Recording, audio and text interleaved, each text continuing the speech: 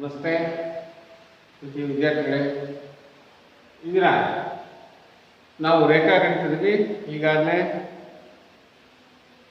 ನಾವು ರೇಖೆಗಳು, ಕೋನಗಳು, ಸಮತಲಗಳ ಬಗ್ಗೆ ಅಧ್ಯಯನ ಮಾಡಿದ್ವಿ. ನಂತರ ಯೂಕ್ಲಿಡ್ನ ರೇಖಾಗಣಿತದ ಪ್ರಸ್ತಾವನೆ, ಹೆರಾನ ಸೂತ್ರ ಇವನ್ನೆಲ್ಲ ಅಧ್ಯಯನ ಮಾಡಿದ್ವಿ, ಹೌದಲ್ಲ? ನಂತರ ಇಲ್ಲಿ ಚತುರ್ಭುಜಗಳು ಅಂತ ಒಂದು ಪಾಠ ಇದೆ. ಚತುರ್ಭುಜಗಳು ನಿಮಗೆ ಗೊತ್ತಿದೆ ಮಕ್ಕಳೇ. ನಿಮ್ಗೆ ಈಗಾಗಲೇ ಹಿಂದಿನ ತರಗತಿಯಲ್ಲಿ ಒಂದು ರೇಖಾಖಂಡ ಅಂದ್ರೆ ಏನು ಅಂತ ಗೊತ್ತು, ಹೌದಾ? ಮೂರು ರೇಖಾಖಂಡಗಳನ್ನ ಆವೃತವಾದಂತಹ ಆಕೃತಿಗೆ ಅಂತ ಕರಿತೀವಿ, ತ್ರಿಭುಜ ಅಂತ ಕರಿತೀವಿ. ನಾಲ್ಕು ರೇಖಾಖಂಡಗಳಿಂದ ಆವೃತವಾದ ಆಕೃತಿ ಏನಂತ ಕರಿತೀವಿ? ಹೇಳಿ, ಚತುರ್ಭುಜಗಳು. Very good. ಹಾಗೆ ಇಲ್ಲಿ ಸಹ ನೋಡಿ, ಇನ್ನೊಂದು ಆಕೃತಿ, ಇದು ಸಹ ಚತುರ್ಭುಜ, ಹೌದಾ? ಬಲಭಾಗದಲ್ಲಿ ನನ್ನ ಈ ಕಪ್ಪಲಿಗೆ ನಿಮ್ಮ ನೋಡಿ ಬಲಭಾಗದಲ್ಲಿ ಇರ್ತಕ್ಕಂಥ ಚಿತ್ರಗಳನ್ನು ನೋಡಿ ಗಮನಿಸಿದಾಗ ನಿಮಗೆ ಅನಿಸ್ತದೆ ಇವೆಲ್ಲ ಚತುರ್ಭುಜಗಳು, ಹೌದಲ್ವಾ? ಹಾಗಾದ್ರೆ ಚತುರ್ಭುಜ ಅಂದ್ರೆ ಏನು? ಒಂದು ಸಮತಲದಲ್ಲಿ ಏಕರೇಖಾಗತವಲ್ಲದ ನಾಲ್ಕು ಬಿಂದುಗಳನ್ನು ನಾಲ್ಕು ರೇಖಾಖಂಡಗಳಿಂದ ಆವೃತವಾದಂತಹ ಸಮತಳೀಯ ಆಕೃತಿಯ ಚತುರ್ಭುಜ. ಎಸ್, ಚತುರ್ಭುಜ. ಚ ಅಂದ್ರೆ ನೋಡಿ, 1 2 3 4. ಛ ನೋಡಿ, ಹಿಂದಿಯಲ್ಲಿ ಹೇಳ್ತೀವಲ್ಲ, 1 2 3 4. ಛ ಅಂದ್ರೆ 4, 4. ಚತುರ್ಭುಜ, 4 ಬಾಹು. ಛ ಅಂದ್ರೆ 4, ಹೌದಾ? ಚತುರ್ಭುಜ ಆ ಪದಗಳನ್ನೇ ಹೇಳ್ತೀವಿ. ಚತುರ್ಭುಜ 4 ಭಾವಗಳಿಂದ ಆವೃತವಾದ ಆಕೃತಿ ಚತುರ್ಭುಜ. ಎಸ್, ಇವತ್ತಿನ ದಿವಸ ಚತುರ್ಭುಜ ಅಂದ್ರೆ ಏನು ಅಂತ ಗೊತ್ತಿದೆ, ಅದರ ವಿವಿಧ ವಿಧಾನಗಳು ನಿಮಗೆ ಗೊತ್ತಿದೆ ಮಕ್ಕಳೇ. ಹಾಗಾದ್ರೆ ಈ ಚಿತ್ರವನ್ನು ಗಮನಿಸಿ, ಎಲ್ಲರೂ ಈ ಚಿತ್ರಗಳನ್ನು ಗಮನಿಸಿ ಹೇಳ್ತಿದ್ರಲ್ಲ, ಇದು ಒಂದು ಚತುರ್ಭುಜ. ಇದಕ್ಕೆ ಯಾವ ಆಕೃತಿ ಅಂತ ಕರಿತೀವಿ ನೋಡಿ? ಎಬಿ ಮತ್ತು ಸಿಡಿ ಸಮಾಂತರವಾಗಿದ್ದಾವೆ. ಆಮೇಲೆ ಸಮಾಂತರವಾಗಿವೆ. ಎಸಿ ಮತ್ತು ಬಿಡಿ ಸಮವಾಗಿವೆ. ಸಿಡಿ ಮತ್ತು ಎಬಿ ಸಮಾಂತರವಾಗಿವೆ. ಎಸಿ ಮತ್ತು ಬಿಡಿ ಸಮನಾಗಿವೆ. ಒಂದು ಜೊತೆ ಅಭಿಮುಖ ಬಾಹುಗಳು ಪರಸ್ಪರ ಸಮ ಹಾಗೂ ಸಮಾನಾಂತರವಾಗಿರುವ ಆಕೃತಿಗೆ ಏನಂತ ಕರಿತೀವಿ ಮಕ್ಕಳೇ? ಚತುರ್ಭುಜವನ್ನ ತ್ರಾಪಿಜ್ಯ ಅಂತ ಕರಿತೀವಿ. ಇದು ತ್ರಾಪಿಜ್ಯ ಅಂತ ನೀವು ಗುರುತಿಸ್ತೀರಾ. ಎರಡನೇದು ನನ್ನ ವಿದ್ಯಾರ್ಥಿ ಹೇಳ್ತಾರೆ, ಇದು ಒಂದು ಚತುರ್ಭುಜ, 4 ಬಾಹುಗಳಿಂದ ಆವೃತವಾಗಿದೆ. ಇದು ಸಹ ಆಯತಾಕೃತಿ, ಇದು ಸಹ ಚತುರ್ಭುಜ. ನೆಕ್ಸ್ಟ್ ಇಲ್ಲೊಂದು ಚತುರ್ಭುಜ ಇದೆ, ಇದನ್ನ ಎಂತ ಕರಿತೀರಿ? ಸಮಾನಾಂತರ ಚತುರ್ಭುಜ. ನೋಡಿ, ವರ್ಗ ಅಥವಾ ಚೌಕ. ನೋಡಿ ಇಲ್ಲೊಂದು, ಇದೇನು ಯಾವ ಚಿತ್ರ ನೋಡಿ ಮಕ್ಕಳೇ?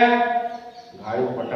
ನೋಡಿ, ಕೈಟ್ ಅನ್ನ ರೇಖಾಚಿತ್ರ, ಗಾಳಿಪಟದ ಒಂದು ರೇಖಾಚಿತ್ರ ಆಗಿದೆ ನೋಡಿ. ಎಸ್, ಹೌದಲ್ಲ? ಅದು ಸಹ ಒಂದು ಚತುರ್ಭುಜವಾಗಿದೆ. ಹಾಗಾದ್ರೆ ನಾವು ಚತುರ್ಭುಜಗಳ ಬಗ್ಗೆ ಅಧ್ಯಯನ ಮಾಡಬೇಕು. ಹಾಗಾದ್ರೆ ವಿದ್ಯಾರ್ಥಿಗಳೇ, ನೀವೆಲ್ಲರೂ ಸಮಾಂತರ ಚತುರ್ಭುಜನ ಗುರುತಿಸ್ತಿರಲ್ಲ? ಎಸ್, ಇದು ಸಮಾನಾಂತರ ಚತುರ್ಭುಜ. ಸಮಾನಾಂತರ ಚತುರ್ಭುಜ ಅಂದ್ರೇನು? ಎಬಿ ಸಿಡಿ. ನೋಡಿ, ಎಬಿ ಸಿಡಿ ಎಡಿ ಬಿಸಿ 4 ಬಾಹುಗಳಿಂದ ಆವೃತವಾಗಿದೆ. ಆದ್ರಿಂದ ನೋಡಿ, ಹಾಗಾದ್ರೆ ಎಡಿ ರೇಖಾಖಂಡಕ್ಕೆ ಬಿಸಿ ರೇಖಾಖಂಡವು ಸಮ, ಆಗ ಸಮಾನಾಂತರ. S, correct. ಎಬಿಗೆ ಸಿಡಿ ಸಮ ಮತ್ತು ಸಮಾನಾಂತರ. ಹಾಗೆ ಎಡಿಗೆ ಬಿಸಿಗೆ ಸಮ ಹಾಗೂ ಸಮಾನಾಂತರ. ಹಾಗಾದ್ರೆ ನೀವು ಸಮಾಂತರ ಚತುರ್ಭುಜ ಏನ್ ಹೇಳ್ತೀರಿ? ಎರಡು ಜೊತೆ ಅಭಿಮುಖ ಬಾಹುಗಳು ಪರಸ್ಪರ ಸಮ ಹಾಗೂ ಸಮಾನಾಂತರವಾಗಿರುವ ಚತುರ್ಭುಜವೇ ಸಮಾಂತರ ಚತುರ್ಭುಜ. ಇದು ಒಂದು ಗುಣಲಕ್ಷಣ. ನಾವು ಗುಣಲಕ್ಷಣ ನಾವೇ ಅಧ್ಯಯನ ಮಾಡೋದು. ಚಿತ್ರ ನೋಡಿದ ತಕ್ಷಣ ಎಬಿ ಅಳತೆ ಮಾಡಿದ್ರೆ, ಸಿಡಿ ಅಳತೆ ಮಾಡಿದ್ರೆ ಒಂದೇ ಅಳತೆ ಇದೆ, ಮತ್ತೆ ಇಲ್ಲಿ ಇರತಕ್ಕಂಥ ಡಿಸ್ಟೆನ್ಸ್, ಅಂತರವು ಸಮನಾಗಿದೆ, ಸಮ ಹಾಗೂ ಸಮಾನಾಂತರವಾಗಿವೆ. ಆದ್ರಿಂದ ಎರಡು ಜೊತೆ ಅಭಿಮುಖ ಬಾಹುಗಳ ಪರಸ್ಪರ ಸಮ ಹಾಗೂ ಸಮಾನಾಂತರವಾಗಿರುವ ಆಕೃತಿಯನ್ನು ನಾವು ಎಂತ ಕರಿತೀವಿ? ಸಮಾಂತರ ಚತುರ್ಭುಜ. ಹಾಗಾದ್ರೆ ಮತ್ತೊಂದು ಗುಣಲಕ್ಷಣ ಏನಂದ್ರೆ ಅಂದ್ರೆ ಎಸ್ ನಿಮಗೆಲ್ಲ ಗೊತ್ತಿದೆ. ಕೋನ ಅಳತೆ ಮಾಡ್ತೀವಿ ನೋಡೋಣ. ಹಾಗಾದ್ರೆ ಎ ಕೋನ ಎಷ್ಟಿದೆ? ಎ ಕೋನ ಎಷ್ಟು ಹಿಡಿದಿದೆ ನೋಡಿ. ಎ ಕೋನ ಅಳತೆ ಮಾಡ್ತಾ ಇದ್ದೀನಿ ನೋಡಿ. 0 10 20 30 40 70 ಡಿಗ್ರಿ ಇದೆ. ಅದೇ ರೀತಿಯಾಗಿ ಸಿ ಕೋನವನ್ನು ಅಳತೆ ಮಾಡ್ತಿದ್ದೆ ಅಂತ ಹೇಳಿ 70 ಡಿಗ್ರಿ ಇಟ್ಟಿದೆ ನೋಡಿ. 70 ಡಿಗ್ರಿ ನೋಡಿ. ಅಭಿಮುಖ ಕೋನಗಳು ಪರಸ್ಪರ ಸಮನಾಗಿವೆ. ಎಸ್ ಹಾಗೆ ಬಿ ಕೋನ ಅಳತೆ ಮಾಡಿಕೊಂಡ್ರೆ ಬಿ ಕೋನವನ್ನು ಅಳತೆ ಮಾಡ್ತೀರಿ ನೋಡಿ. 110 ಡಿಗ್ರಿ ನೋಡಿ. ಇದು 70 ಡಿಗ್ರಿ, ಇದು 70 ಡಿಗ್ರಿ, ಇದು 110 ಡಿಗ್ರಿ ನೋಡಿ. ಹಾಗಾದ್ರೆ ಈ ಕೋನ ಡಿ ಕೋನ ಎಷ್ಟಿರ್ಬೇಕು ನೋಡಿ? ಅಷ್ಟೇ ಇರಬೇಕು. ಎಸ್ ನೋಡಿ ಕರೆಕ್ಟ್ ಸರ್. ಅಭಿಮುಖ ಕೋನಗಳು ಏನಾಗಿದ್ದಾವೆ? ಪರಸ್ಪರ ಸಮನಾಗಿದ್ದಾವೆ. ಎಸ್ ನೋಡಿ ಅರ್ಥ ಮಾಡ್ಕೊಂಡಿದ್ದೀರಲ್ಲ. ಒಂದು ಜೊತೆ ಅಲ್ಲ, ಎರಡು ಜೊತೆ ಇವೆ. ಏಕೆ? ಇದೊಂದು ಜೊತೆ, ಇದೊಂದು ಜೊತೆ, ಎರಡು ಜೊತೆ ಅಭಿಮುಖ ಬಾಹುಗಳ ಪರಸ್ಪರ ಸಮ ಹಾಗೂ ಸಮಾನಾಂತರವಾಗಿರುವ ಆಕೃತಿಯನ್ನು ಎಂತ ಕರಿತೀವಿ ನಾವು? ಸಮಾನಾಂತರ ಚತುರ್ಭುಜ ಎಂತ ಕರಿತೀವಿ? ಸಮಾನಾಂತರ ಚತುರ್ಭುಜ. ಮತ್ತೆ ಇನ್ನೊಂದು ಗುಣಲಕ್ಷಣ ಏನು? ಅಭಿಮುಖ ಕೋನಗಳು ಸಮ ಸರ್. ಎಸ್ ಕೋನ ಡಿಎಬಿ ಈಕ್ವಲ್ಸ್ ಕೋನ ಡಿಸಿಬಿ 70 ಡಿಗ್ರಿ. ನೆಕ್ಸ್ಟ್ ಅದೇ ರೀತಿಯಾಗಿ ಕೋನ ಎಡಿಸಿ ಇಸ್ ಈಕ್ವಲ್ ಟು ಕೋನ ಎಬಿಸಿ 110 ಡಿಗ್ರಿ.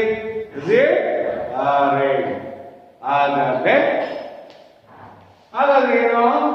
ಅಭಿಮುಖ ಕೋನಗಳು ಪರಸ್ಪರ ಸಮನಾಗಿವೆ. ಆದ್ರಿಂದ ಇದೊಂದು ಗುಣಲಕ್ಷಣವನ್ನು ತಿಳ್ಕೊಂಡ್ವಿ. ನೆಕ್ಸ್ಟ್ ಇನ್ನೊಂದು ಕರ್ಣವನ್ನು ಹಾಕಿದ್ರೆ ಮಕ್ಕಳೇ, ಹೌದಾ? ಎಸಿಯನ್ನ ಎಂತ ಕರಿತೀವಿ? ಕರ್ಣ. ಒಂದು ಚತುರ್ಭುಜಕ್ಕೆ ಎಷ್ಟು ಕರ್ಣಗಳನ್ನು ರಚಿಸಬಹುದು? 2. ಎಸಿ ಒಂದು ಕರ್ಣ, ಬಿಡಿ ಒಂದು ಕರ್ಣ. ಹೀಗೆ ನಾವು ಚತುರ್ಭುಜಗಳನ್ನ ಅಧ್ಯಯನ ಮಾಡಬೇಕಾದ್ರೆ ಕೆಲವೊಂದು ಹೇಳಿಕೆಗಳನ್ನು ನೋಡಿದ್ವಿ. ಒಂದು ಸಮಾನಾಂತರ ಚತುರ್ಭುಜದಲ್ಲಿ ಕರ್ಣವು ಆ ಸಮಾಂತರ ಚತುರ್ಭುಜವನ್ನ 2 ತ್ರಿಭುಜಗಳಾಗಿ ವಿಂಗಡಿಸುತ್ತದೆ. ಸರ್ವ ತ್ರಿಭುಜಗಳು ಇದೊಂದು ಹೇಳಿಕೆ. ಇದನ್ನ ನಾವು ಪ್ರಮಾಣವಾಗಿ ತಿಳ್ಕೊಳ್ತೀವಿ. ಈ ಅಧ್ಯಾಯದಲ್ಲಿ ಸಮಾನಾಂತರ ಚತುರ್ಭುಜದ ಗುಣಲಕ್ಷಣಗಳನ್ನ ನಾವು ಪ್ರಮೇಯವನ್ನಾಗಿ ಅಧ್ಯಯನ ಮಾಡ್ತೀವಿ. ಇದು ಸಮಾನಾಂತರ ಚತುರ್ಭುಜದ ಮೇಲೆ ಇರ್ತಕ್ಕಂಥ ಒಂದು ಮೊದಲ ಪ್ರಮೇಯ ಏನು? ಒಂದು ಕರ್ಣವು ಆ ಸಮಾನಾಂತರ ಚತುರ್ಭುಜವನ್ನ 2 ಸಮಾನಾಂತರ ತ್ರಿಭುಜಗಳನ್ನಾಗಿ ವಿಂಗಡಿಸುತ್ತದೆ. ಎಸ್ ಸಾಧ್ಯ ಮಾಡೋಣ ಮಕ್ಕಳು. ಈಗ ಏನಂತ ಸರ್ ಗೊತ್ತೀರಾ? ದತ್ತ ಸಾಧನೀಯ ನೀವು ಮಾಡ್ತೀವಿ, ಬರೀತೀವಿ. ದತ್ತ ಬರೀತೀರಾ? ಒಂದೇ ಸ್ಟೆಪ್. ABCD ಸಮಾನಾಂತರ ಚತುರ್ಭುಜವಾಗಿದೆ. ಎಸ್. ಎರಡನೇದು ಸಾಧನೀಯ. ಸಾಧನೀಯ ತ್ರಿಭುಜ ADC ಸರ್ವ ಸಮ ತ್ರಿಭುಜ ABC ಅಂತ ಸಾಧಿಸಬೇಕು. ಹೌದಾ? ತ್ರಿಭುಜ ABC ಸರ್ವ ಸಮ ತ್ರಿಭುಜ ADC ಅಂತ ಸಾಧಿಸಬೇಕು. ನೆಕ್ಸ್ಟ್ ರಚನೆ ಏನ್ ಮಾಡ್ಕೊಳ್ತೀರಾ? AC ಕರ್ಣವನ್ನ ಸೇರಿಸಿದೆ. ಎ ಇಂದ ಸಿ ಕರ್ಣವನ್ನ ಶೃಂಗಬಿಂದುಗಳಿಗೆ ರೇಖಾಖಂಡದಿಂದ ಸೇರಿಸಿದೆ. ಅದು ರಚನೆ. ಸಾಧನೆ, ಸಾಧನೆಯಲ್ಲಿ ಹೇಳಿಕೆ ಕಾರಣ, ಹೇಳಿಕೆ ಕಾರಣ ಸ್ಟೇಟ್. ಹೌದಾ? ಏನ್ ಕೊಟ್ಟಿದ್ದಾರೆ? ಮೊದಲನೇದಾಗಿ ನಾನು ನೋಡ್ತಾ ಇರೋದ್ರಲ್ಲಿ ತ್ರಿಭುಜ ABC ಮತ್ತು ತ್ರಿಭುಜ DEC ಗಳಲ್ಲಿ ಯಾವೆರಡು ತ್ರಿಭುಜಗಳು ಏನೇನು ಗುಣಲಕ್ಷಣ ಕಾಣ್ತೀವಿ? BC ಸಮಾನಾಂತರ AD. ಹೌದು. ಯಾಕೆ? AC ಒಂದು ಛೇದಕವಾಗಿದೆ. ಹೌದಾ? ನೆಕ್ಸ್ಟ್ ಕೋನ BCA is equal to BCA is equal to ಕೋನ BCA is equal to DAC ಅಂತ. BCA is equal to DAC. ಈ ಕೋನಕ್ಕೆ ಈ ಕೋನ ಸಮ. ಹೇಗೆ? ಪರ್ಯಾಯ ಕೋನಗಳು ನೋಡಿ. ಇದಕ್ಕೆ ಯಾವ ಕೋನ? ಸಿ ಕೋನಕ್ಕೆ ಎ ಕೋನ ಸಮ. ಹೌದಾ? ನೋಡಿ ಗೆರೆಗಳನ್ನು ಗುರುತು ಮಾಡ್ಕೊಳ್ಳಿ. B C A D A C ಪರ್ಯಾಯ ಕೋನಗಳು. ಎ ಬಿ ಸಮಾನಾಂತರ ಡಿ ಸಿ, ಎ ಬಿಗೆ ಸಮಾನಾಂತರ ಡಿ ಸಿ ಕಡೆ. ಹೌದಲ್ವಾ? ನೀವು ರೇಖಾಚಿತ್ರ ನೋಡಿದ್ರೆ ಬರ್ಕೊಳ್ತೀವಿ. ಎ ಬಿಯು ಟಿ ಸಿಗೆ ಸಮಾನಾಂತರವಾಗಿದೆ. ಎಸ್ ಕಾಣ್ತಿದೆ. ಅದನ್ನ ಬರೆಯಲು ಕೋನ B A C is equal to ಕೋನ ಟಿ ಸಿ ಎ. ಅವು ಸಹ ಪರ್ಯಾಯ ಕೋನ. ಹೌದಾ? ಆವಾಗ ಎರಡು ಜೊತೆ ಪರ್ಯಾಯ ಕೋನಗಳು ಪರಸ್ಪರ ಸಮನಾಗಿದ್ದಾವೆ. ಆದ್ರಿಂದ ನಾವು A C is equal to C A ಅಂತ ಬರೀಬಹುದು. ಯಾಕೆ ಅಂತಂದ್ರೆ ಆ ತ್ರಿಭುಜದಲ್ಲಿ ಎರಡು ಕೋನಗಳು ಒಂದು ಬಾಹು ಪರಸ್ಪರ ಸಮನಾಗಿದೆ. ಹೌದಾ? A C is equal to C ಅಂದ್ರೆ ಎರಡು, ಅಂದ್ರೆ ಇದು ಒಂದು ಉಭಯ ಸಾಮಾನ್ಯ ರೇಖೆ. ಎ ಸಿ ಅನ್ನೋದು ಒಂದು ಪಾದ ಇರ್ತಾ ಇದೆ, ಅದರ ಮೇಲೆ ಎರಡು ತ್ರಿಭುಜಗಳಿವೆ. ಅವಾಗ A C is equal to A C ಆಗುತ್ತೆ ತಾನೆ. ಒಂದೇ ಪಾದದ ಮೇಲೆ ಎರಡು ತ್ರಿಭುಜಗಳಿದ್ದಾವೆ. ಹೌದಾ? ಎಸ್, ಅದೊಂದು ಉಭಯ ಸಾಮಾನ್ಯ. ಅವಾಗ ನಾವೇನು ಬರೀಬಹುದು? ಒಂದು ತ್ರಿಭುಜದ ಎರಡು ಕೋನಗಳ ಒಂದು ಬಾಹು ಮತ್ತು ಮತ್ತೊಂದು ತ್ರಿಭುಜದ ಎರಡು ಕೋನಗಳು ಮತ್ತೊಂದು ಬಾಹು ಪರಸ್ಪರ ಸಮನಾಗಿದ್ದಾರೆ. ಕೋನ ಬಾಹು ಕೋನ ಸ್ವಯಂ ಸಿದ್ಧಾಂತದ ಪ್ರಕಾರ ಈ ಎರಡು ತ್ರಿಭುಜಗಳು ಏನಂತ ಹೇಳ್ಬೋದು? ತ್ರಿಭುಜ ಎ ಬಿ ಸಿ ಸರ್ವಸಮ ತ್ರಿಭುಜ ಡಿ ಎ ಸಿ. ಅರ್ಥ ಆಗ್ತದೆ ಮತ್ತೆ? ಕಾಣಿಸ್ತಿಲ್ಲ? ತ್ರಿಭುಜ ಎ ಬಿ ಸಿ ಸರ್ವಸಮ ತ್ರಿಭುಜ ಡಿ ಎ ಸಿ. ಹೌದಲ್ಲ? ಹೀಗೆ ನಾವು ಒಂದು ಸಮಾನಾಂತರ ಚತುರ್ಭುಜದ ಪ್ರತಿಕರಣವು ಎರಡು ಸರ್ವಸಮ ತ್ರಿಭುಜಗಳನ್ನಾಗಿ ವಿಂಗಡಿಸುತ್ತದೆ ಅಂತ ನಾವು ಸಾಧಿಸಬಹುದಾಗಿದೆ. ಯಾರೋ ವಿದ್ಯಾರ್ಥಿಗಳೇ, ಇದನ್ನ ತಾರ್ಕಿಕವಾಗಿ ಸಾಧಿಸೋದನ್ನು ಕಲಿಯಬೇಕು. ಇದೇ ರೀತಿಯಾಗಿ ಗುಣಲಕ್ಷಣಗಳನ್ನು ಆಮೇಲೆ ಅಭಿಮುಖ ಕೋನಗಳು ಪರಸ್ಪರ ಸಮನಾಗಿದ್ದರೆ ಅದೊಂದು ಸಮಾನಾಂತರ ಚತುರ್ಭುಜ. ಯಾವುದೇ ಚತುರ್ಭುಜದಲ್ಲಿ ಪರಸ್ಪರ ಅಭಿಮುಖ ಕೋನಗಳು ಸಮನಾಗಿದ್ದರೆ ಅದೊಂದು ಸಮಾನಾಂತರ ಚತುರ್ಭುಜ ಅಂತ ಸಾಧಿಸೋದು. ಇಂತಹ ಲೆಕ್ಕಗಳನ್ನ ನೆಕ್ಸ್ಟ್ ಇದೇ ರೀತಿಯಾದ ಅನ್ವಯ ಗುಣಲಕ್ಷಣಗಳನ್ನ ಪ್ರಮೇಯವಾಗಿ ಸಾಧಿಸ್ತಕ್ಕಂಥದ್ದು ನೋಡೋಣ. ಹೌದಲ್ಲ? ನೆಕ್ಸ್ಟ್ ನೀವು ಹೇಳ್ಬೋದು ಇನ್ನೊಂದು ಗುಣಲಕ್ಷಣ ಇದೆ. ಏನು ಸಮಾನಾಂತರ ಚತುರ್ಭುಜದಲ್ಲಿ? ಮೂರನೇದಾಗಿ ಯಾವುದೇ ಎರಡು ಪಾರ್ಶ್ವಕೋನಗಳು ನೋಡಿ, ಇದು ಯಾವುದೇ ತಗ ಯಾಕೆ ನೋಡಿ, A plus B 180, A plus B 180, B plus C 180, B plus C ನೋಡಿ. ಸಮಾನಾಂತರ ಚತುರ್ಭುಜದ ಯಾವುದೇ ಎರಡು ಪಾರ್ಶ್ವಕೋನಗಳು ಅಧಿಪತಿಯ ಕೋನಗಳು ಅಂದ್ರೆ ಈ ಕಡೆ ಈ ಕಡೆ ಎರಡು ಕೋನ ಮೊತ್ತ ಯಾವಾಗಲೂ ಸರಳ ಕೋನ ಪೂರಕಗಳಾಗಿರುತ್ತವೆ. ನೋಡಿ 70 ಪ್ಲಸ್ 110 180, 110 ಪ್ಲಸ್ 70 180, 70 ಪ್ಲಸ್ 110 180. ಎಲ್ಲವೂ ಸಹ ಯಾವುದೇ ಎರಡು ಪಾರ್ಶ್ವಕೋನಗಳ ಮೊತ್ತವು ಪರಿಪೂರಕ ಕೋನಗಳಾಗಿರುತ್ತವೆ. 180 ಪೂರಕ ಕೋನಗಳ ಹೀಗೆ ಪ್ರೀತಿ ವಿದ್ಯಾರ್ಥಿಗಳೇ, ನಾವು ಈ ಸಮಾನಾಂತರ ಚತುರ್ಭುಜಗಳಲ್ಲಿ ನಾವು ಗುಣಲಕ್ಷಣವನ್ನ ಕಾಣ್ತೀವಿ. ಹೀಗೆ ಅದೇ ರೀತಿಯಾಗಿ ಪ್ರತಿಯೊಂದು ಚತುರ್ಭುಜದ ಅಭಿಮುಖ ಬಾಹುಗಳು ಸಮನಾದರೆ ಅದು ಸಮಾನಾಂತರ ಚತುರ್ಭುಜವಾಗಿರುತ್ತದೆ ಅಂತ ಸಾಧಿಸಲು ಚತುರ್ಭುಜದ ಒಂದು ಜೊತೆ ಅಭಿಮುಖ ಕೋನಗಳು ಪ್ರತಿಯೊಂದು ಜೊತೆ ಅಭಿಮುಖ ಬಾಹುಗಳ ಸಮನಾದರೆ ಅದೊಂದು ಸಮಾನಾಂತರ ಚತುರ್ಭುಜ ಅಂತ ಸಾಧಿಸೋದು. ಇದು ಸಹ ಒಂದು ಪ್ರಮೇಯದ ಹೇಳಿಕೆ. ನೆಕ್ಸ್ಟ್ ಒಂದು ಚತುರ್ಭುಜದಲ್ಲಿ ಪ್ರತಿಯೊಂದು ಜೊತೆ ಅಭಿಮುಖ ಕೋನಗಳು ಸಮವಾಗಿದ್ದಾಗ ಅದೊಂದು ಸಮಾಂತರ ಚತುರ್ಭುಜವಾಗಿರುತ್ತದೆ. ಸಮಾನಾಂತರ ಚತುರ್ಭುಜ ಕರ್ಣಗಳು ಪರಸ್ಪರ ಅರ್ಜಿಸುತ್ತವೆ ಅಂದ್ರೆ ಈ ಕಡೆ ನಾನು ಇನ್ನೊಂದು ಕರ್ಣವನ್ನು ಹಾಕಿದ್ರೆ ಇಲ್ಲಿ ಓನಲ್ಲಿ ಸರಿಸಿದ್ರೆ ಓನಲ್ಲಿ ಎರಡು ಕರ್ಣಗಳು ಓನಲ್ಲಿ ಸರಿಸಿದ್ರೆ ಕಣ ಎಒ ಇಜ್ಕೊಟ್ಟು ಓಸಿ ಡಿಒ ಇಜ್ಕೊಟ್ಟು ಓಬಿ ಆಗುತ್ತವೆ ಅಂತ ಸಾಧಿಸೋದು. ನೆಕ್ಸ್ಟ್ ಒಂದು ಚತುರ್ಭುಜದ ಕರ್ಣಗಳು ಪರಸ್ಪರ ಅರ್ಜಿಸಿದರೆ ಅದೊಂದು ಸಮಾನಾಂತರ ಚತುರ್ಭುಜ ಅಂತ ಸಾಧಿಸೋದು. ವಜ್ರಾಕೃತಿಯ ಕರ್ಣಗಳು ಪರಸ್ಪರ ಲಂಬವಾಗಿರುತ್ತವೆ. ಹೌದು, ಒಂದು ವಜ್ರಾಕೃತಿಯಲ್ಲಿ ಕಣ್ಣುಗಳು ಪರಸ್ಪರ ಸಮವಾಗಿರ್ತವೆ ಅಂತ ಲೆಕ್ಕಗಳನ್ನು ಸಾಧಿಸೋದು. ಈ ರೀತಿಯಾಗಿ ನಾವು ಅನೇಕ ಚತುರ್ಭುಜದ ಗುಣಲಕ್ಷಣಗಳನ್ನ ನಾವು ಹೇಳಿಕೆಗಳನ್ನ ಪ್ರಮೇಯವಾಗಿ ಸಾಧಿಸಬಹುದು. ನೆಕ್ಸ್ಟ್, ಒಂದು ಚತುರ್ಭುಜವು ಸಮಾನಾಂತರ ಚತುರ್ಭುಜವಾಗಲು ಬೇಕಾಗಿರುವ ಮತ್ತೊಂದು ನಿಬಂಧನೆ ಏನು? ಸಮಾನಾಂತರ ಚತುರ್ಭುಜದ ಅನೇಕ ಗುಣಲಕ್ಷಣಗಳು ನೀವು ಈ ಅಧ್ಯಾಯದಲ್ಲಿ ಅಧ್ಯಯನ ಮಾಡಬೇಕು. ಒಂದು ಚತುರ್ಭುಜದಲ್ಲಿ ಅವುಗಳಲ್ಲಿ ಯಾವುದಾದ್ರೂ ಒಂದು ಗುಣಲಕ್ಷಣವು ಸರಿ ಹೊಂದಿದ್ದಲ್ಲಿ ಅದು ಸಮಾನಾಂತರ ಚತುರ್ಭುಜವಾಗಿರುವುದನ್ನು ನೀವು ಪರೀಕ್ಷಿಸುತ್ತೀರಿ. ಒಂದು ಚತುರ್ಭುಜವು ಸಮಾನಾಂತರ ಚತುರ್ಭುಜವಾಗಬೇಕಾದರೆ ಬೇಕಾಗಿರುವ ಮತ್ತೊಂದು ಕನಿಷ್ಠ ನಿಬಂಧನೆಯನ್ನು ಇದರ ಅಧ್ಯಾಯದಲ್ಲಿ ನಾವು ನೋಡೋಣ. ವಿದ್ಯಾರ್ಥಿಗಳೇ, ಚತುರ್ಭುಜದ ಒಂದೇ ಒಂದು ಜೊತೆಯ ಅಮುಖ ಭಾವಗಳು ಸಮ ಮತ್ತು ಸಮಾಂತರವಾಗಿರುತ್ತವೆ, ಅದು ಸಮಾಂತರ ಚತುರ್ಭುಜವಾಗುತ್ತದೆ. ಚತುರ್ಭುಜದ ಒಂದು ಜೊತೆಯ ಅಮುಖ ಭಾವಗಳು ಸಮ ಮತ್ತು ಸಮಾಂತರವಾಗಿದ್ದರೆ ಅದು ಸಮಾಂತರ ಚತುರ್ಭುಜವಾಗಿರುತ್ತದೆ. ಅದು ಸಹ ಒಂದು ಗುಣಲಕ್ಷಣ. ನಾವು ಈ ರೀತಿಯಾಗಿ ತಾರ್ಕಿಕವಾಗಿ ಸಾಧನೆ ಮಾಡೋದನ್ನ ನಾವು ಕಲಿತೀವಿ.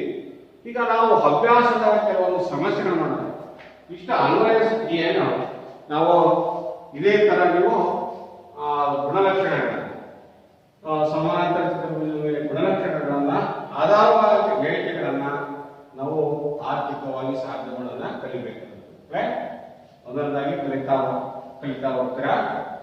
ನೆಕ್ಸ್ಟ್ ನಾವು ಈ ಅಭ್ಯಾಸದಲ್ಲಿ ಬರ್ತಕ್ಕಂಥ ಕೆಲವೊಂದು ಅನ್ವಯ ಪ್ರಶ್ನೆಗಳನ್ನು ನೋಡೋಣ. ಒಂದು ಚತುರ್ಭುಜದ ಕೋನಗಳು 3:5:9:13 ಅನುಪಾತಗಳಿವೆ. ಚತುರ್ಭುಜದ ಎಲ್ಲಾ ಕೋನಗಳನ್ನು ಕಂಡಿರಿ. ಒಂದು ಚತುರ್ಭುಜದ ಕೋನಗಳು 3:5:9:13. ಆದರೆ ಚತುರ್ಭುಜದ ಎಲ್ಲಾ ಕೋನಗಳನ್ನು ಕಂಡಿರಿ ಅಂತ ಹೇಗೆ ರಫ ಕೊಟ್ಟ 3:5:9:13 ಎಲ್ಲಾ ಕೋನಗಳು ಈ ಅನುಪಾತಗಳಿವೆ.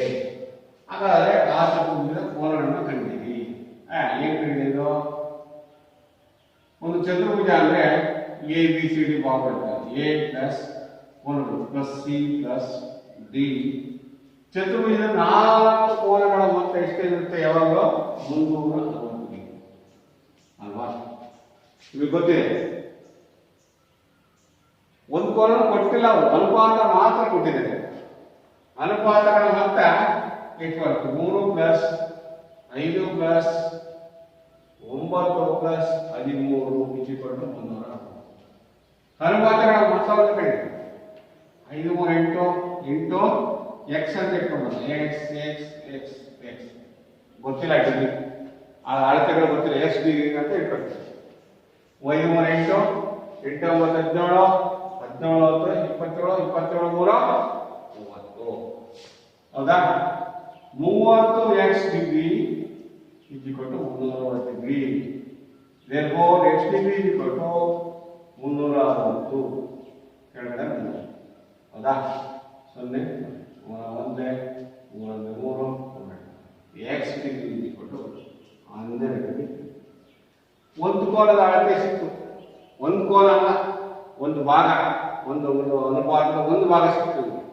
therefore ನಾವು ಕೋನಗಳನ್ನು ಕಂಡಿದ್ದೀವಿ. A ಕೋನ 3x ಇತ್ತು. A ಕೋನ 3x ಡಿಗ್ರಿ ಅಂದ್ರೆ 3 × 12 is equal to 36 ಡಿಗ್ರಿ. ಕೋನ B 5x ಡಿಗ್ರಿ. ಚತುರ್ಭುಜ ಇದು, ಸಮಾನಾಂತರ ಚತುರ್ಭುಜ ಅಲ್ಲೇ ಅಲ್ವಾ? ಬೇರೆ ಬೇರೆ ಕೋನದ ಅಳತೆಗಳು. ಹೌದಾ? ನಿಮಗೆ ಗೊತ್ತಾಗುತ್ತೆ ನೋಡಿ. 5 × 12 is equal to 60 degree. Next C ಕೋನ 9x is equal to 9 × 12 is equal to 108 degree. Next D ಎಷ್ಟಿದೆ? 13x 13 × 12 is equal to ನೋಡಿ ಕೋನವನ್ನು ಕರೀರಿ. 12 36 13 12 12 15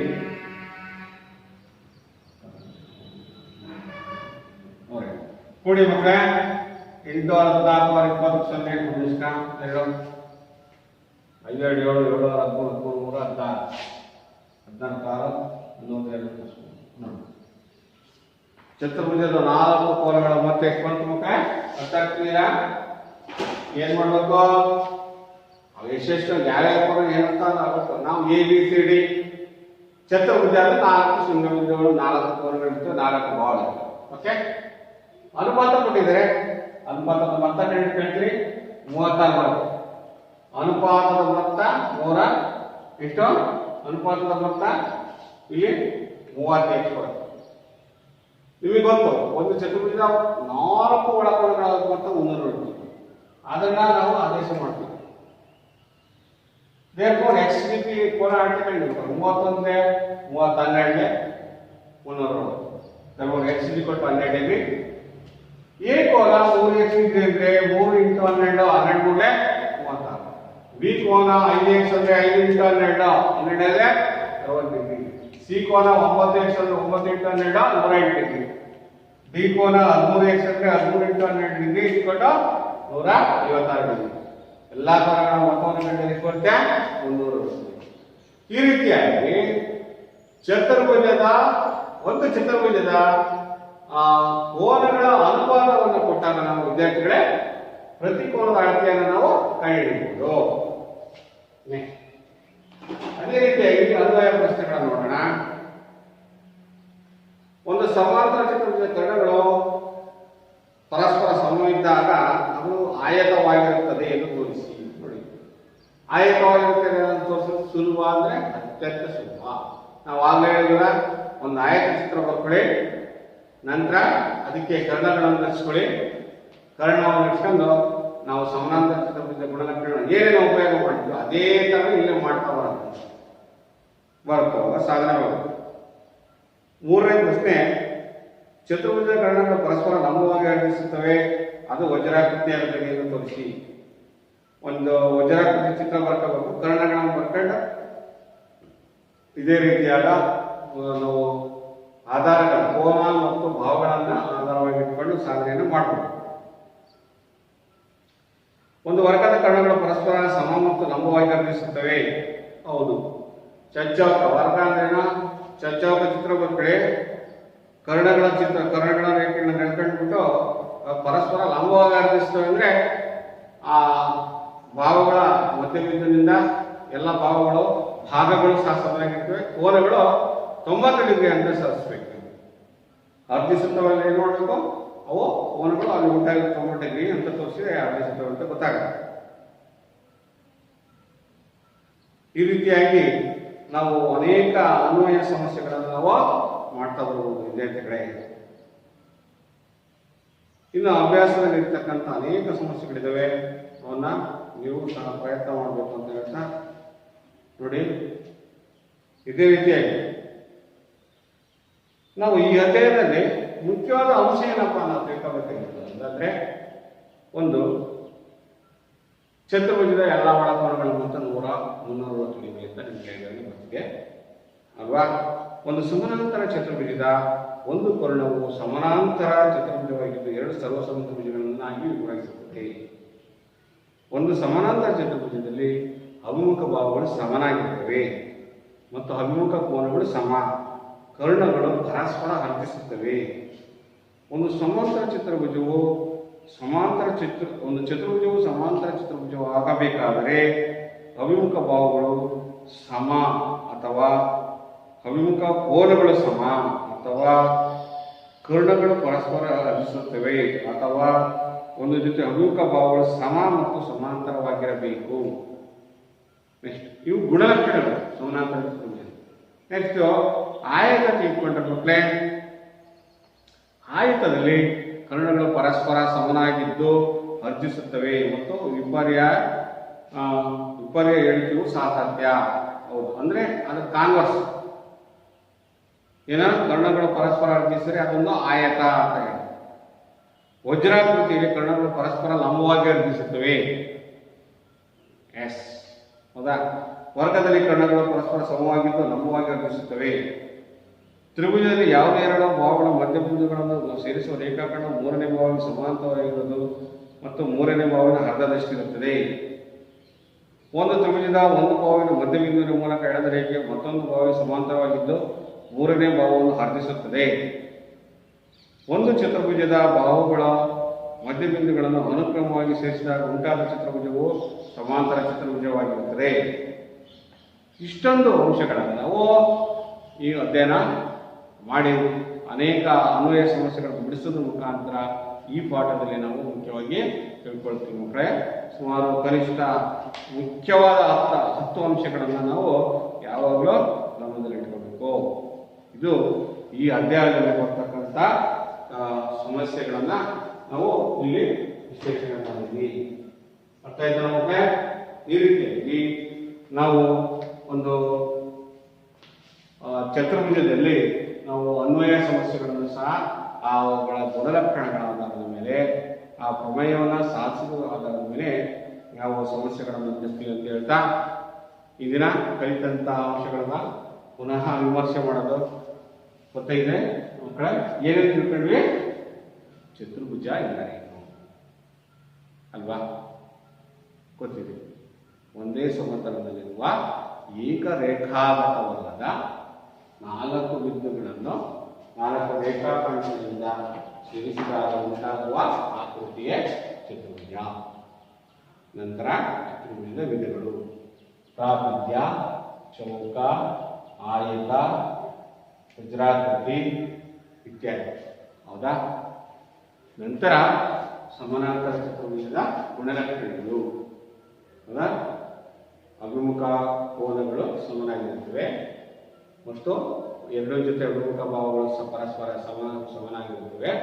ಸಮಾನಾಂತರ ಚತುರ್ಭುಜದ ಕರ್ಣಗಳು ಸಮನಾಗಿ ವರ್ಧಿಸುತ್ತವೆ ಅಲ್ವಾ? ಆಯತದಲ್ಲಿ ಕರ್ಣಗಳು ಪರಸ್ಪರ ಸಮನಾಗಿ ವರ್ಧಿಸುತ್ತವೆ. ವಜ್ರಾಕೃತಿಯಲ್ಲಿ ಸಹ ಕರ್ಣಗಳು ಪರಸ್ಪರ ಲಂಬವಾಗಿ ವರ್ಧಿಸುತ್ತವೆ, ಲಂಬಕೋನವನ್ನು ಉಂಟು ಮಾಡ್ತವೆ. ಹೌದಾ? ಅಂದರೆ ಯಾವುದೇ ಎರಡು ಪಾರ್ಶ್ವಕೋನಗಳ ಮೊತ್ತವು ಸರಳ ಕೋನ ಪೂರಕವಾಗಿರುತ್ತದೆ ಅಂತ ಗುಣಲಕ್ಷಣಗಳನ್ನು ನೋಡ್ತೀವಿ. ಈ ಅಂಶಗಳನ್ನೆಲ್ಲ ನಾವು ಅಳವಡಿಸಿಕೊಂಡು ಅನೇಕ ಚತುರ್ಭುಜಗಳ ಮತ್ತು ಸಮಾನಾಂತರ ಚತುರ್ಭುಜಗಳಲ್ಲಿ ಸಮಸ್ಯೆಗಳನ್ನು ಬಿಡಿಸ್ತಾ ಹೋಗಬಹುದು ವಿದ್ಯಾರ್ಥಿಗಳೇ. ಈ ರೀತಿಯಾಗಿ ಅನ್ವಯ ಪ್ರಶ್ನೆಗಳು ಸಾಕಷ್ಟು ಇರ್ತದೆ. ಅನುಪಾತ ಕೊಟ್ಟರೆ ಏನು ಮಾಡಬೇಕು ಅಥವಾ ಕೋನ ಕೊಟ್ಟರೆ ಹೇಗೆ ಕಲಿಬೇಕು ಅಂದರೆ ಈ ಅಧ್ಯಾಯದಲ್ಲಿ ಇನ್ನು ಅಭ್ಯಾಸದಲ್ಲಿ ನೀವು ಈ ಅಭ್ಯಾಸದಲ್ಲಿ ಬರ್ತಕ್ಕಂಥ ಏಳಿಕೆ ಮತ್ತು ಪ್ರಮೇಯಗಳನ್ನ ಅನ್ವಯ ಪ್ರಮೇಯಗಳು ಅಂತ ಹೇಳ್ತೀವಿ. ಇವನ್ನ ಹೆಚ್ಚು ಸಾಧಿಸ್ತಾ ಬರಬೇಕು ನೋಡಿ. ಫಾರ್ ಎಕ್ಸಾಂಪಲ್ ಆಯತ ನೋಡಿ. ಆಯತದಲ್ಲಿ ಕರ್ಣಗಳು ಪರಸ್ಪರ ಸಮನಾಗಿ ವರ್ತಿಸುತ್ತವೆ. ಗೊತ್ತಿದೆ ಹೇಗೆ ಅಂತ ನೀವು ಆಯತ ಚಿತ್ರ ಬರ್ಕೊಳ್ತೀರಾ, ಅದಕ್ಕೆ ಕರ್ಣಗಳನ್ನು ಬರ್ಕೊಂತೀರ ರಚನೆಯಾಗಿ. ಆಮೇಲೆ ಆ ಎರಡು ಆಕೃತಿಗಳು ಉಂಟಾಗ್ತದೆ ಅಲ್ವಾ? ಆಮೇಲೆ ಸಿದ್ಧಾಂತಗಳು ಏನೇನು ಸ್ವೀಕರಿಸಿದ್ವಿ ನಾವು ಈ ಅಧ್ಯಾಯದಲ್ಲಿ ಸಮಾನಾಂತರ ಚತುರ್ಭುಜದ ಮೇಲೆ ಪ್ರಮೇಯಗಳನ್ನು ಸಾಧಿಸಬೇಕು ಅಂದರೆ ನಾವು ಸಿದ್ಧಾಂತಗಳು, ಸ್ವೀಕೃತ ಸಿದ್ಧಾಂತಗಳು ಯಾವ್ಯಾವ ಮಕ್ಕಳೇ? SSS ಬಾಹು ಬಾಹು ಬಾಹು ಸಿದ್ಧಾಂತ ಅಲ್ವಾ? ನೆಕ್ಸ್ಟ್ ಬಾ ಸಿದ್ಧಾಂತ ಅಂದ್ರೆ ಬಾಹು ಕೋನ ಬಾಹು ಸಿದ್ಧಾಂತ. ನೆಕ್ಸ್ಟ್ ಕೋನ ಬಾಹು ಕೋನ ಸಿದ್ಧಾಂತ, ಬಾಹು ಸಿದ್ಧಾಂತ. ಆಮೇಲೆ ಕೋನಗಳು ಬರೇ ಕೋನ ಕೋನ ಸಿದ್ಧಾಂತ. ಆಮೇಲೆ ಲಂಬ ಕೋನ ವಿಕರ್ಣ ಬಾಹು ಸಿದ್ಧಾಂತ. ಈ 4 ನಿಯಮಗಳನ್ನ, ಈ ಸ್ವೀಕೃತ ಸಿದ್ಧಾಂತಗಳನ್ನು ನಾವು ಚೆನ್ನಾಗಿ ಅರ್ಥ ಮಾಡ್ಕೊಂಡ್ರೆ ಯಾವುದೇ ತ್ರಿಭುಜಗಳ ಸರ್ವಸಮ್ಮತಿ ಗುಣಲಕ್ಷಣಗಳನ್ನ ನಾವು ಪಕ್ಕ ಸರಿಯಾಗಿ ಗುರುತಿಸಬಹುದು. ಅದಕ್ಕೆ ಸಾಕ್ಷ್ಯಾಧಾರಗಳ ತಾರ್ಕಿಕವಾಗಿ ಸಾಧನೆಯನ್ನು ಕೊಡಬಹುದು ವಿದ್ಯಾರ್ಥಿಗಳು ಅಂತ ಹೇಳುತ್ತಾ, ಹೌದಲ್ವಾ? ಅವನ್ನ ಸ್ವೀಕೃತ ಸಿದ್ಧಾಂತಗಳು ಏನಿದೆಯೋ ಅವನು ಮರಿಬಾರ್ದು. 8ನೇ ತರಗತಿಯಲ್ಲಿ ನಾವೇನು ಕಲ್ತಿದ್ದೀವೋ ಅದು ಬೇಸ್ಮೆಂಟ್. ಸ್ವಯಂ ಸಿದ್ಧಗಳು ಮತ್ತು ಸ್ವೀಕೃತ ಸಿದ್ಧಾಂತಗಳು ನಾವು ಎಲ್ಲಿಗೋದ್ರೂ ಪ್ರಮೇಯ ತಾರ್ಕಿಕವಾಗಿ ಸಾಧಿಸೋದಾಗಿರ್ಬೋದು ಅಥವಾ ಲೆಕ್ಕಾಚಾರ ಮಾಡೋದಾಗಿರ್ಬೋದು, ಇನ್ನೊಂದು ಭಾವಗಳನ್ನ ನಾವು ಗುರುತಿಸೋದಾಗಿರ್ಬೋದು, ಅದರಲ್ಲಿ ತುಂಬಾ ಉಪಯೋಗವಾಗುತ್ತೆ ಮಕ್ಕಳೇ. ಅದರಿಂದ ಬಾಹುಕೋವ ಸಿದ್ಧಾಂತ, ಬಾಹುಭಾವ ಸಿದ್ಧಾಂತ, ಕೋವಾಕೋ ಸಿದ್ಧಾಂತ, ಕೋನ ಸಿದ್ಧಾಂತ, ಇವನ್ನೆಲ್ಲ ಈ 5 ಸಿದ್ಧಾಂತಗಳನ್ನು ನಾವು ಚೆನ್ನಾಗಿ ತಿಳ್ಕೊಂಡ್ರೆ ನಾವು ಸುಲಭವಾಗಿ ಈ ಅಧ್ಯಾಯದಲ್ಲಿ ನಾವು ಸಮಸ್ಯೆಗಳನ್ನು ಮುಗಿಸ್ತೀವಿ. ಇನ್ನೊಂದು ಚತುರ್ಭುಜದ ಗುಣಲಕ್ಷಣಗಳೇನೋ, ಸಮಾನಾಂತರ ಚತುರ್ಭುಜದ ಗುಣಲಕ್ಷಣಗಳೇನೋ, ಸಮಬಾಹು ತ್ರಿಭುಜದ ಗುಣಲಕ್ಷಣಗಳೇನೋ ಇವನ್ನ ಚೆನ್ನಾಗಿ ಕಲ್ತಿರ್ಬೇಕು, ಅವನ್ನ ಮನನ ಮಾಡ್ಕೋಬೇಕು ಅಂತ ಹೇಳ್ತಾ ಈ ಅಧ್ಯಾಯದಲ್ಲಿ ಇನ್ನೂ ಅಭ್ಯಾಸದಲ್ಲಿರ್ತಕ್ಕಂಥ ಅನೇಕ ಸಾಧನೆಗಳನ್ನ ಮತ್ತು ಅನ್ವಯ ಸಮಸ್ಯೆಗಳನ್ನ ನೀವು ಮನೆಯಲ್ಲಿ ಮತ್ತೊಮ್ಮೆ ನೀವು ಚೆನ್ನಾಗಿ ಅಭ್ಯಾಸ ಮಾಡ್ತೀವಿ ಅಂತ ಹೇಳ್ತಾ ಈ ದಿನದ ಪಾಠವನ್ನು ನಾವು ಮುಗಿಸೋಣ ಅಂತ ಹೇಳ್ತಾ ನೀವು ಅಭ್ಯಾಸದ ಸಮಸ್ಯೆಗಳನ್ನು ಚೆನ್ನಾಗಿ ಬಿಡಿಸ್ಕೊಂಡು ಚೆನ್ನಾಗಿ ನೀವು ನಿಮ್ಮ ಶಿಕ್ಷಕರ ಜೊತೆ ಚರ್ಚಿಸಬೇಕು ಅಂತ ಹೇಳ್ತಾ ಇವತ್ತಿನ ಪಾಠವನ್ನು ಮುಗಿಸೋಣ. ಥ್ಯಾಂಕ್ ಯು ವಿದ್ಯಾರ್ಥಿಗಳೇ.